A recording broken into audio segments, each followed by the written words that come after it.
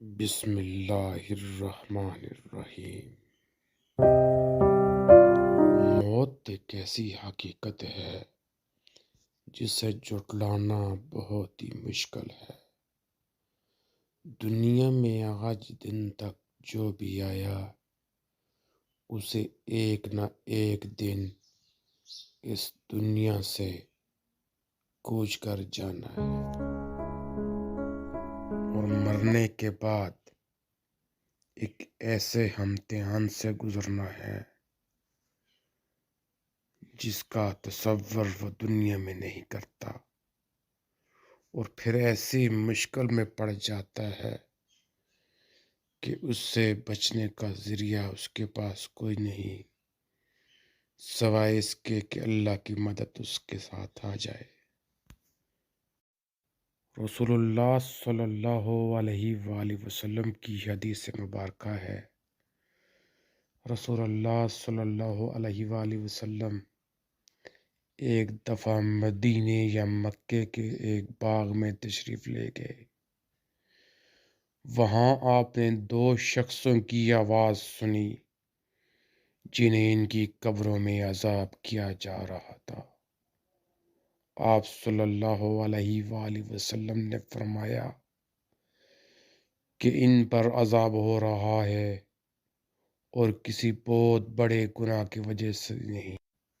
پھر آپ صلی اللہ علیہ وآلہ وسلم نے فرمایا، بات یہ ہے کہ ایک شخص ان میں سے پیشاب کے چھینٹوں سے بچنے کا اہتمام نہیں کرتا تھا، اور دوسرا شخص چغل خوری کیا کرتا تھا۔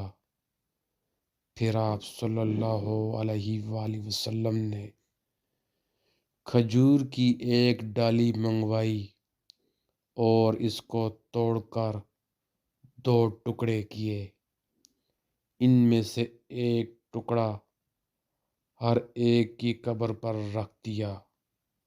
لوگوں نے آپ صلی اللہ علیہ وآلہ وسلم سے پوچھا کہ یا رسول اللہ، یہ آپ صلی اللہ علیہ وآلہ وسلم نے کیوں کیا؟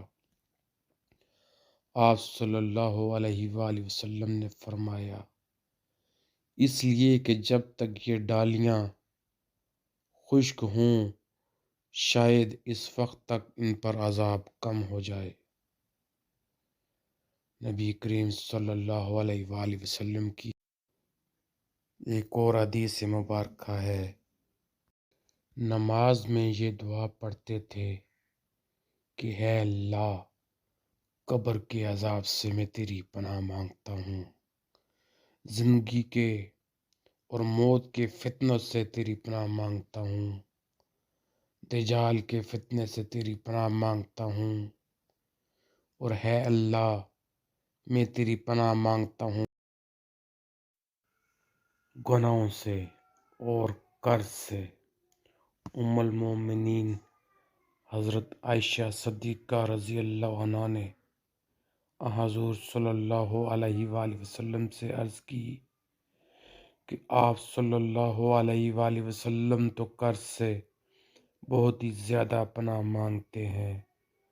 اس پر آپ صلی اللہ علیہ وآلہ وسلم نے فرمایا کہ جب کوئی مقروض ہو جائے تو وہ جھوٹ بولتا ہے اور وعدہ خلاف ہو جاتا ہے۔